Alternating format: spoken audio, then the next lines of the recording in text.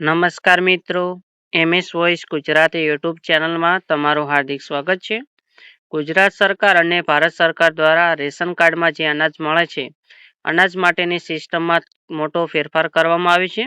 પહેલાં જે તમે ફિંગરપ્રિન્ટ મૂકીને કૂપન કઢાવતા હતા, તે સિસ્ટમ સરકાર દ્વારા બંધ કરવામાં આવ્યું છે અને તેની જગ્યાએ સરકાર દ્વારા ડિજિટલ રૂપીસ લાવવામાં આવ્યો છે. આ ડિજિટલ રૂપીસ શું છે, હાલમાં કોણ તેનો લાભ લઈ શકશે તથા તેના માટે તમારે કઈ એપ્લિકેશન બીજી એપ ઇન્સ્ટોલ કરવાની થશે, તેને લગતી બધી જ માહિતી તમને આ વિડીયોમાં જણાવવામાં આવશે. તેના માટે ચેનલને સબસ્ક્રાઈબ કરી દો, ચેનલને બેલ આઇકોન ઓન કરી દો અને વિડીયોને બીજા મિત્રોને શેર કરી દેજો. સરકાર દ્વારા હાલમાં ડિજિટલ રૂપીસ માટે 2 ભાગમાં વહેંચવામાં આવ્યા છે, જેના માટે ઓનબોર્ડિંગ પ્રક્રિયા કરવાની આવે છે. સૌપ્રથમ ઓનબોર્ડિંગમાં વાઇસ લિસ્ટિંગ શું છે, તેમાં કયા લાભાર્થીઓને એડ કરવામાં આવ્યા છે ને જેમના પણ હાલમાં વ્હાઇટ લિસ્ટિંગ જે પણ લાભાર્થી થયા છે તેઓમાં કોનો સમાવેશ થાય છે, તો હાલમાં જેમના પણ આધાર કાર્ડમાં તથા રેશન કાર્ડમાં મોબાઈલ નંબર સેમ હોય, રેશન કાર્ડ અને આધાર કાર્ડમાં નામ સેમ હોય તેવા તમામ લાભાર્થીઓને હાલમાં વ્હાઇટ લિસ્ટિંગ કરવામાં આવ્યા છે. ને લાભાર્થીએ આધાર કાર્ડે સીડ કરેલ મોબાઈલ નંબર સિમ સાથે સ્માર્ટફોન લઈને તેમને પંચાયતના વીસી અથવા તો બિઝનેસ કોર્પોરેશન પાસે લઈ જવાનું રહેશે અને તેઓ ડિજિટલ રૂપીસ માટેની સંપૂર્ણ પ્રક્રિયા ચાલુ કરી આપશે. ને જેમનું પણ વ્હાઇટ લિસ્ટિંગ નથી થયું તેઓને ચિંતા કરવાની જરૂર નથી. તેના માટે સૌપ્રથમ તો તેઓના આધાર કાર્ડમાં મોબાઈલ નંબર લિંક છે કે નથી તે તેમને ચેક કરવાનું છે. ને જો મોબાઈલ નંબર લિંક ના હોય તો તેઓ નજીકના CSC સેન્ટર, પોસ્ટ ઓફિસ ને આધાર સુધારા કેન્દ્ર પર જઈને તેમનો મોબાઈલ નંબર લિંક કરવાનો છે. ત્યારબાદ મોબાઈલ નંબર લિંક થઈ જાય તેના પછી મોબાઈલમાં જઈને માય રેશન એપ ઇન્સ્ટોલ કરવાની છે ને તેમાં પણ તેમને મોબાઈલ નંબર સીડ કરવાનો રહેશે.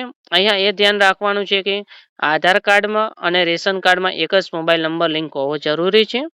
ને ત્યારબાદ બંનેમાં મોબાઈલ નંબર સીડ થઈ ગયા બાદ વીસી અને બિઝનેસ કોર્પોરેશન પાસે જઈને તેમને ઓનબોર્ડિંગ પ્રક્રિયા કરાવવાની રહેશે.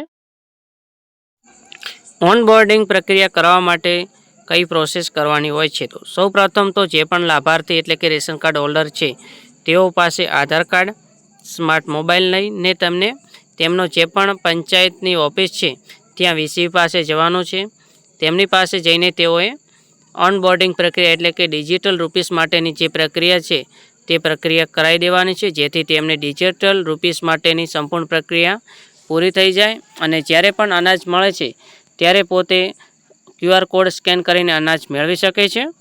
ને જ્યારે પણ વ્હાઇટ લિસ્ટિંગ થઈ જાય છે તેના પછી તેમને બીજી કોઈ પ્રક્રિયા કરવાની રહેશે નહીં. ને વ્હાઇટ લિસ્ટિંગ કરવા માટેની છેલ્લી તારીખ હાલમાં 31 માર્ચ 2026 આપવામાં આવી છે. ને સરકાર દ્વારા આ તારીખમાં વધારો પણ કરવામાં આવશે. તેના માટે જો કોઈ લાભાર્થી બાકી રહી જાય તો તેમને હાલમાં ચિંતા કરવાની જરૂર નથી. લાભાર્થીએ જાતે પણ મોબાઈલમાં ઓનબોર્ડિંગ પ્રક્રિયા કરવી હોય તો તે કેવી રીતે કરી શકશે તેનો પણ વિડીયો આપવામાં આવશે.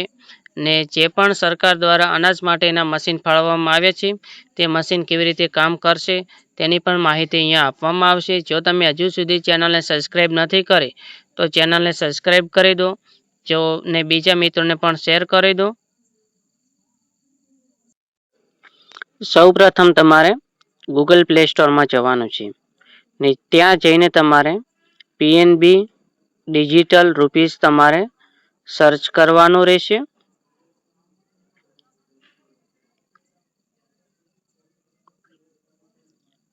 એટલે આ પ્રકારની એક એપ્લિકેશન આવશે.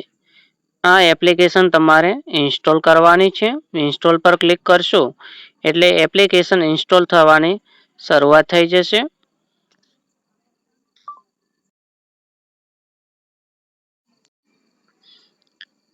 એપ્લિકેશન ઇન્સ્ટોલ થઈ ગયા બાદ તમારે ઓપન પર ક્લિક કરવાનું છે.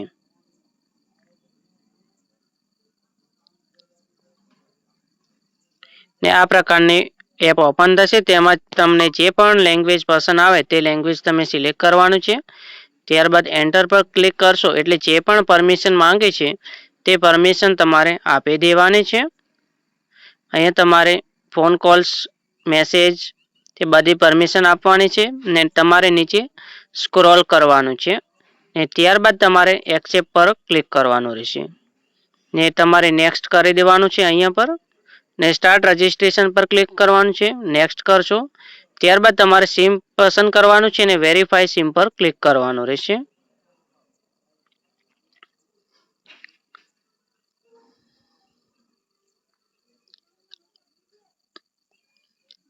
ને ઘણીવાર આ પ્રકારની એરર પણ આવી જાય છે. ત્યારબાદ તમારે ફરીવાર ઓકે પર ક્લિક કરવાનું છે, સિમ પસંદ કરવાનું છે અને વેરીફાઈ સિમ કરવાનું છે.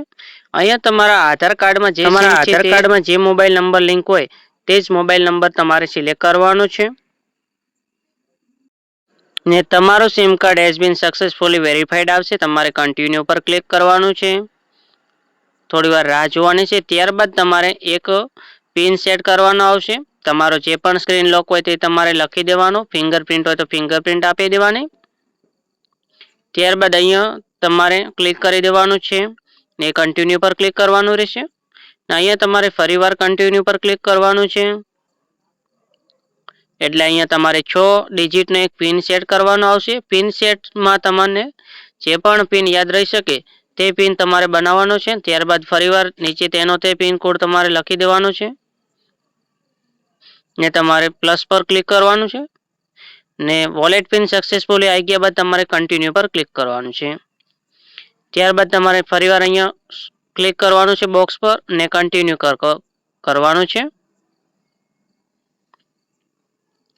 અહીંયા તમે તમારા આધાર કાર્ડ નંબર ને વીઆઈડી નંબર બંનેમાંથી જે તમારી પાસે હોય તે તમારે લખવાનું છે. સૌ પ્રથમ તમારે તમારો અહીંયા 12 અંકનો જે આધાર કાર્ડ નંબર છે તે આધાર કાર્ડ નંબર લખી દેવાનો છે. આધાર કાર્ડ નંબર લખ્યા બાદ તમારે જનરેટ ઓટીપી પર ક્લિક કરવાનું છે, એક્સેપ્ટ કરી દેવાનું છે. એટલે તમારા આધાર કાર્ડમાં જે પણ મોબાઈલ નંબર લિંક હશે તેના પર એક ઓટીપી આવશે. ઓટીપી લખવા માટે તમારે ઓકે પર ક્લિક કરવાનું છે. એટલે અહીંયા ઓટીપી લખવાનું આવે છે ને તમારે જે પણ ઓટીપી આવ્યો છે તે તમારે લખી દેવાનું છે ને વેલિડેટ ઓટીપી પર ક્લિક કરવાનું છે. એટલે આ પ્રકારે તમારું ડિજિટલ વોલેટ ઓપન થઈ જશે. હાલમાં તમને અહીંયા કોઈ પણ ડિજિટલ રૂપીસ જોવા મળશે નહીં, કારણ કે હજુ સુધી સરકાર દ્વારા ડિજિટલ રૂપી અપડેટની પ્રક્રિયા ચાલુ છે. જેમાં તમારે જો હિસ્ટ્રી ચેક કરવી હોય તો વ્યૂ વોલેટ પર તમારે ક્લિક કરવાનું છે. જેટલું પણ તમારા વોલેટમાં બેલેન્સ હશે તે બધું જ બેલેન્સ આવી જશે. ને જ્યારે પણ સરકાર દ્વારા તમારા વોલેટમાં ડિજિટલ રૂપીસ એડ કરવામાં આવશે ત્યારે આ પ્રકારે તમને ડિજિટલ રૂપીસ જોવા મળશે ને નીચે તમારા વોલેટમાં જેટલું પણ બેલેન્સ છે તે બતાવી દેશે. અહીંયા જે પણ વોલેટ બેલેન્સ બતાવે છે તેનો તમે ફક્ત ઉપયોગ રાશનની ખરીદી માટે જ કરી શકશો, બીજી કોઈ પણ જગ્યાએ તેનો ઉપયોગ થશે નહીં. અને રેશનની ઓફિસ એટલે કે તમે જ્યારે પણ અનાજ ખરીદવા જશો ત્યારે તમારે જે પણ ઓફિસ હશે રેશનની ત્યાં જઈને તમારે QR કોડ સ્કેન કરવાનો છે ને આમાંથી તમારે તે QR કોડ સ્કેન કરવાનો છે ને ઓટોમેટિક ડિજિટલ રૂપિયા તેમનામાં ટ્રાન્સફર થઈ જશે. કોમેન્ટ બોક્સમાં તમે જશો એટલે ત્યાં એક આઈપ ધીસ વિડીયોનો એક ઓપ્શન આવે છે, તેમાં તમારે આઈપ વિડીયો કરી દેવાનો છે. સૌપ્રથમ તમારે આઈપ પર ક્લિક કરવાનું છે. અહીંયા તમારે જેટલા પણ કોઈન આઈપ બતાવે છે તે આઈપ કરી લેવાનો છે.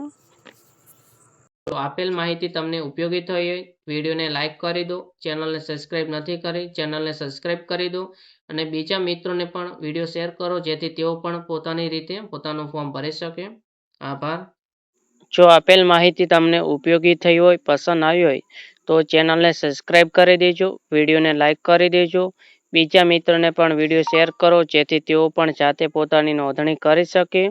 અને વિડીયોના ડિસ્ક્રિપ્શન બોક્સમાં અમારી વોટ્સઅપ ચેનલની લિંક આપેલ છે, તેમાં પણ તમે જોઈન થવાનું ભૂલતા નહીં, જેથી ગુજરાત સરકાર, ભારત સરકારની કોઈ પણ સરકારી ભરતી હોય કે યોજના હોય તેની તમામ અપડેટ તેમાં તમને ઝડપી મળી રહેશે. આભાર.